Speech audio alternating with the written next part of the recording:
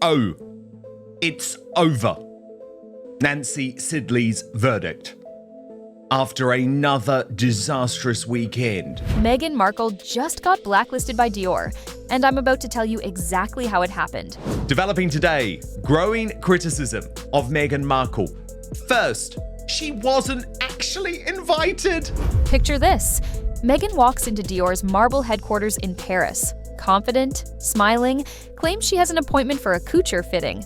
But the receptionist doesn't even check the system, because there is no appointment, no reservation, no entry, just a polite, ice-cold rejection at the front desk. Here's what makes this brutal.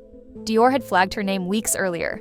They knew she was coming, and they made sure she couldn't get past the lobby. Meghan went the other way. I mean, it was not a huge surprise. But it gets worse, way worse. Because this wasn't just about one rejection. This was about months of desperate pitches, a PR campaign gone wrong, and a comparison to Princess Diana that backfired so badly, it got Meghan banned from the entire LVMH empire.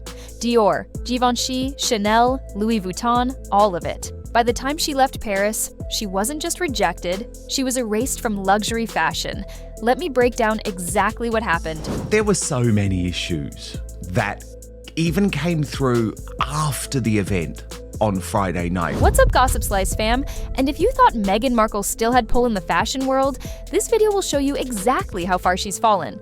Everyone saw the glossy Paris Fashion Week photos, but nobody told you what happened before those pictures. Meghan showed up at Dior headquarters uninvited, got turned away, and discovered her name had been blacklisted from every collaboration list. And here's the kicker, her team had been pitching Dior for months, comparing Meghan to Princess Diana. That one comparison destroyed everything. Smash that like button, because what I'm about to expose is how one desperate pitch got Meghan banned from every major luxury house in Paris. And if you don't subscribe before this video ends, you'll miss how badly this all unraveled. This gets messy. Let's break it down. Before we get to the Paris rejection, you need to understand what led up to it. Meghan had been chasing Dior for months. Her team pitched multiple proposals, global ambassador roles, campaign partnerships, the works. But here's where it went wrong. Meghan's team envisioned her as Dior's next legacy symbol, a bridge between royal heritage and modern rebellion. The woman who walked away from the crown but kept the glamour. One executive's response reportedly summed up Dior's thoughts. "We dress legends. We don't create them from controversy." Brutal. Because that's the difference. Dior doesn't need to manufacture icons. They wait for them to emerge naturally. Meghan wanted to be handed that status. She wanted Dior to validate her relevance. But Dior wasn't interested in controversy dressed up as elegance. And then, Meghan's team made a fatal mistake. In Meghan's final pitch to Dior, her team included one line that destroyed any chance of partnership. A direct comparison between Meghan and Princess Diana's elegance, reimagined for a new generation. Let that sink in. Meghan was pitching herself as Diana's spiritual successor to the fashion house that actually dressed Princess Diana. For Dior's board, that wasn't visionary. That was exploitative. Here's the thing about Diana and fashion. She never asked for it. She never pitched herself. She never compared herself to anyone. She simply existed, and the world fell in love. Fashion houses begged to dress her.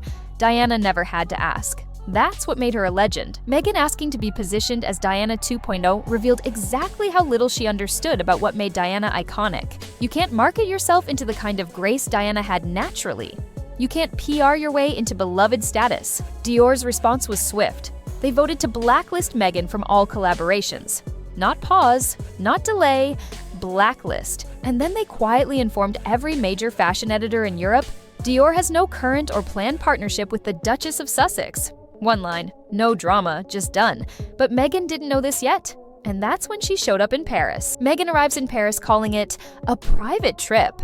But insiders knew what she was really doing, forcing her way back into luxury fashion. She shows up at Dior's headquarters, walks to the front desk, smiles, says she's there for her couture fitting appointment. The receptionist doesn't check the system, because weeks earlier a directive had gone around. If Meghan Markle shows up, all inquiries go straight to legal. No appointment, no entry, just a polite rejection at the front desk. Think about that. Meghan Markle, Duchess of Sussex, Netflix producer, getting turned away like she's trying to crash a wedding uninvited. But here's where it gets really telling. Meghan's team didn't accept the rejection quietly. And it gets so much worse. Almost immediately after the rejection, social media lit up with praise for Meghan's Dior style. Hashtags trending, captions about her embodying Dior elegance, posts saying she deserves a Dior campaign, all using curiously identical phrases. At first glance, it looked organic. But Dior's investigators looked closer.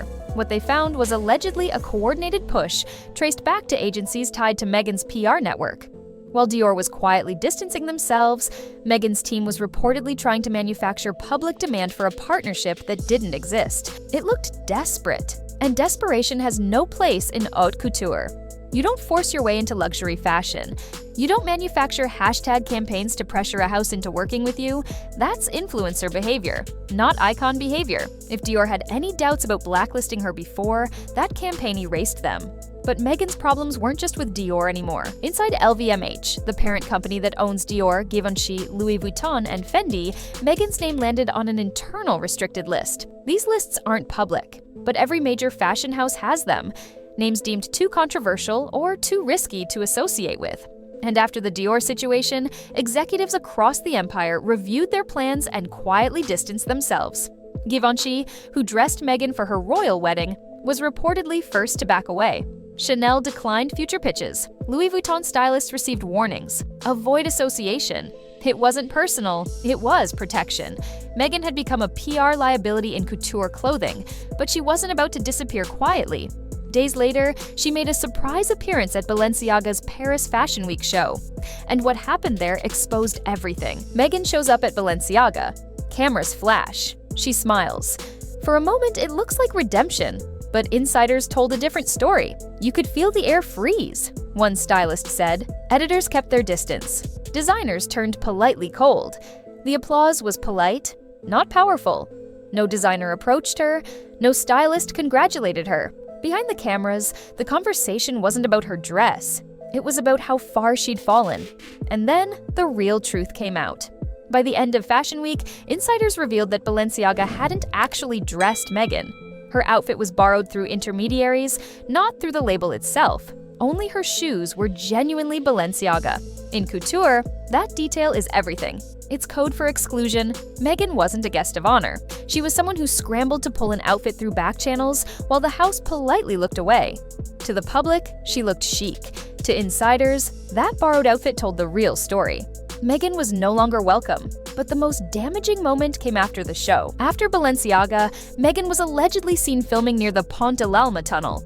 That's the tunnel where Princess Diana died in 1997.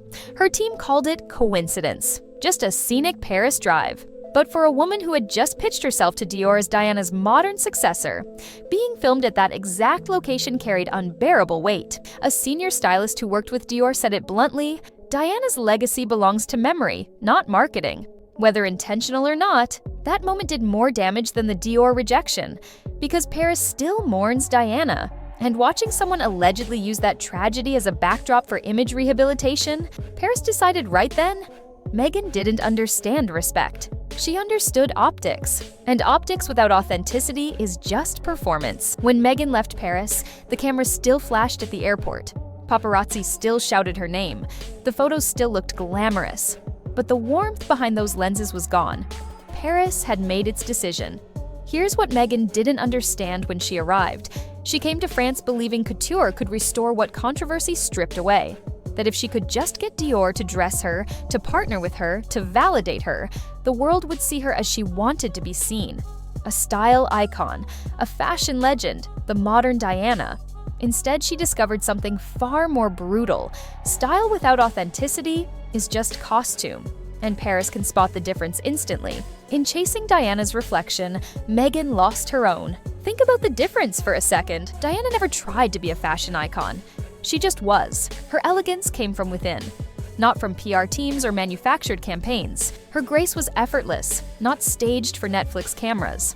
Her connection with people was genuine, not filtered through Instagram captions. When Diana wore Dior, it was because Dior wanted to dress her, not because she pitched them, not because her team sent proposals, not because she compared herself to anyone who came before. Meghan tried to manufacture it all.